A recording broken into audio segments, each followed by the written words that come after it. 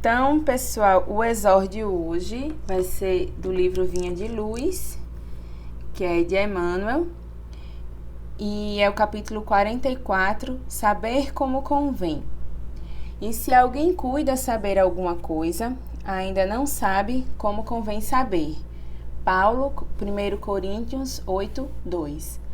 A civilização sempre cuida saber excessivamente, mas, em tempo algum, soube como convém saber. É por isto que, ainda agora, o avião bombardeia, o rádio transmite a mentira e a morte, e o combustível alimenta a maquinaria de agressão. Assim também, na esfera individual, o homem apenas cogita saber, esquecendo que é indispensável saber como convém. Em nossas atividades evangélicas, toda a atenção é necessária ao êxito na tarefa que nos foi cometida.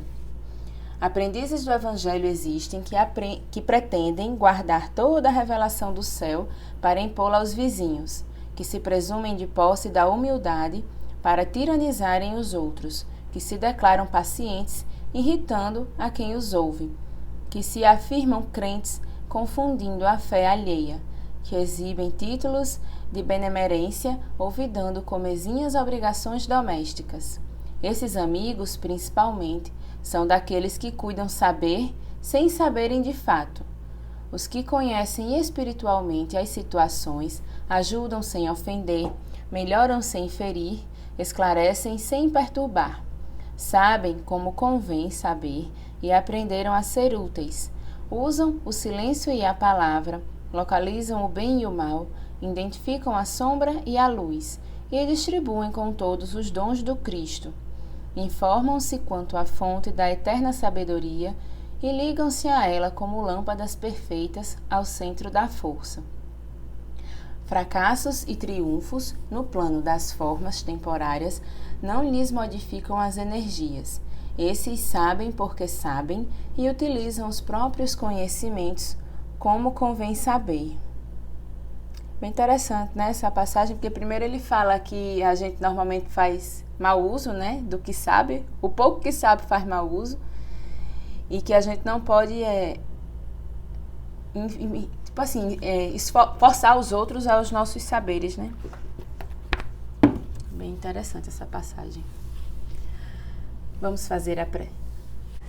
Deus Pai misericordioso, Senhor Jesus, Mestre de luz, bons guias da espiritualidade, queridos amigos que nos acompanham na espiritualidade nesse Evangelho, nos deem o amparo, a proteção, o entendimento e a concentração necessária para esse momento, que a gente possa cada vez mais entender a atualidade do Evangelho, né? A gente vê uma mensagem dessa que foi escrita há muito tempo e ainda assim tão atual, então que a gente vê que os preceitos do Cristo, eles são eternos, né?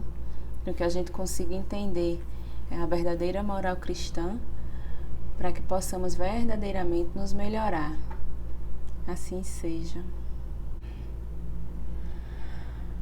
Caiu no capítulo, no Evangelho segundo o Espiritismo, no capítulo Ressurreição e Reencarnação, que é do capítulo 4, itens 10 a 13.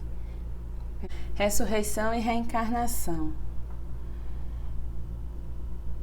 Que é outro tema bem atual, né? Assim, bem atual não, bem constante até nas discussões espíritas, porque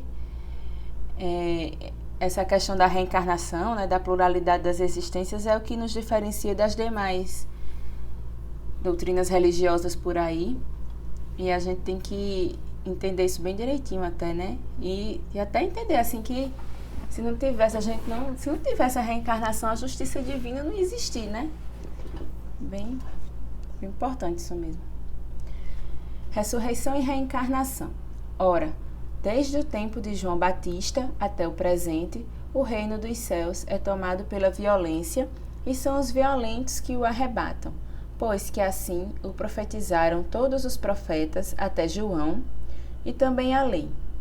Se quiserdes compreender o que vos digo, ele mesmo é o Elias que há de vir.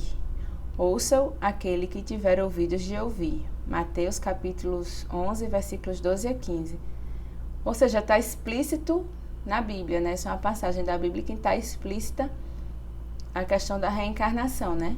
Quando Jesus diz aqui, ele mesmo é o Elias que há de vir, ou seja, era o Elias que já era um profeta que já tinha vindo, e Jesus está aqui afirmando que é Elias de novo, né? Se o princípio da reencarnação, conforme se acha expresso em São João, podia, a rigor, ser interpretado em sentido puramente místico, o mesmo já não acontece com esta passagem de São Mateus, que não permite equívoco. Ele mesmo é o Elias que há de vir. Não há aí figura nem alegoria, é uma afirmação positiva. Desde o tempo de João Batista até o presente, o reino dos céus é tomado pela violência. Que significam essas palavras, uma vez que João Batista ainda vivia naquele momento? Jesus as explica dizendo: se quiserdes compreender o que digo, ele mesmo é o Elias que há de vir. Ora, sendo João o próprio Elias, Jesus alude à época em que João vivia com o nome de Elias. Até ao presente, o reino dos céus é tomado pela violência. Outra alusão à violência da lei mosaica, que ordenava o extermínio dos infiéis para que os demais ganhassem a terra prometida, paraíso dos hebreus, ao passo que, segundo a nova lei, o céu se ganha pela caridade e pela brandura.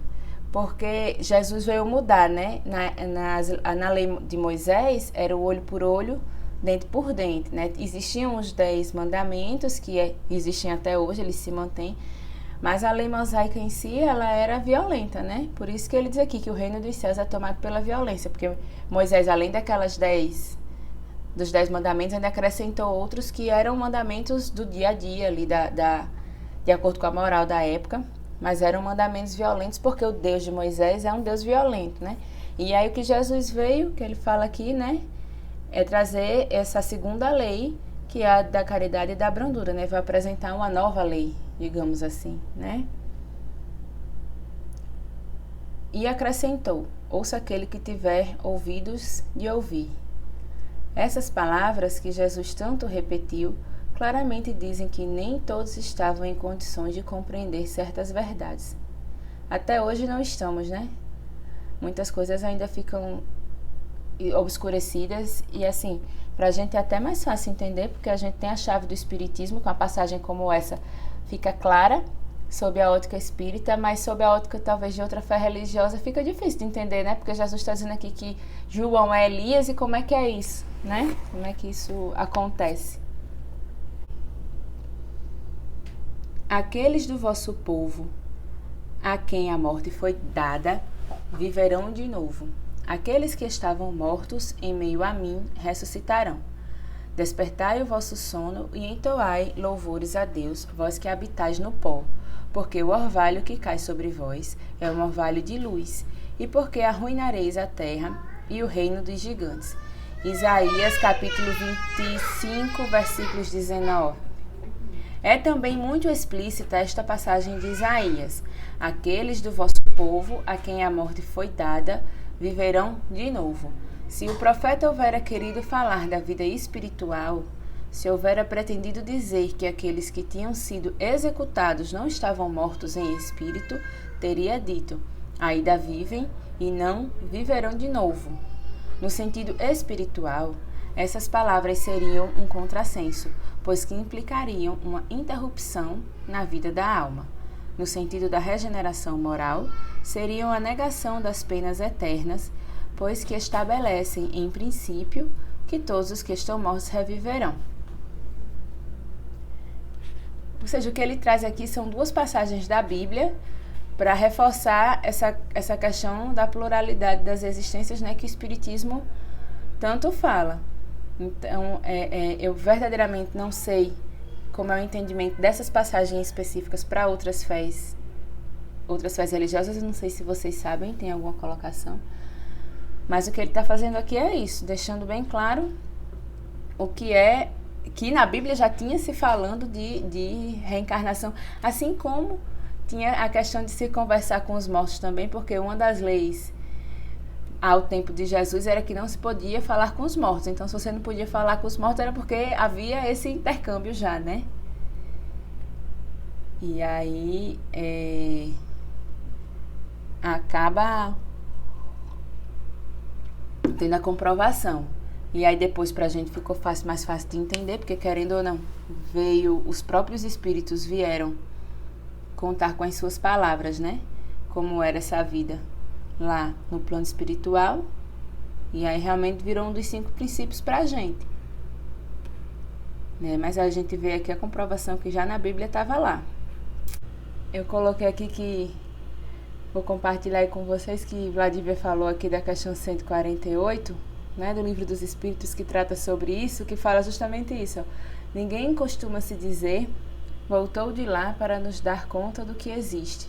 Isto, porém, é um erro, e a missão do Espiritismo é precisamente a de nos esclarecer sobre esse futuro, a de nos fazer, até certo ponto, vê-lo e tocá-lo, não mais pelo raciocínio, mas através dos fatos. Ou seja, porque a gente pode raciocinar que faz sentido ter a vida futura, né? Mas aí, quando os espíritos vêm e nos contam como é essa vida, aí a gente consegue ter... É um fato, né? A gente consegue palpar.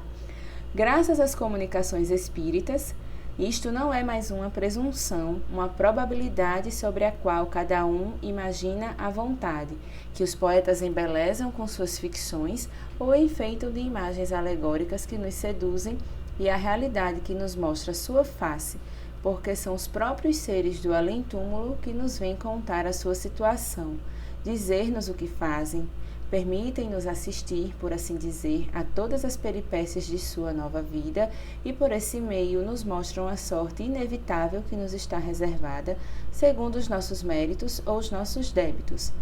Há nisso alguma coisa de antirreligioso? Bem pelo contrário, pois os incrédulos assim encontram a fé e os tíbios uma renovação do fervor e da confiança. O Espiritismo é o mais poderoso auxiliar da religião. E, se assim acontece, é porque Deus o permite, e o permite para reanimar as nossas esperanças vacilantes e nos conduzir ao caminho do bem pelas perspectivas do futuro. Porque torna um fato, né? Torna palpável isso aí. Achei bem interessante essa parte. Para fixar aqui essa questão deles não voltaram de lá para contar, mas voltaram, né? Só que não, voltaram sim. Então esse foi o evangelho de hoje, um evangelho riquíssimo, com muitos conceitos importantes.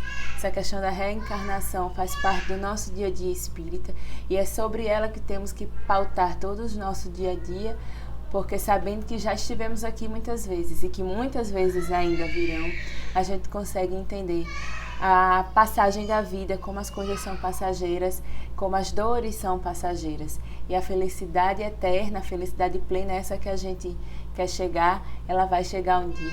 Mas ainda temos muitos passos a percorrer até chegar lá. Então era isso hoje, até o próximo.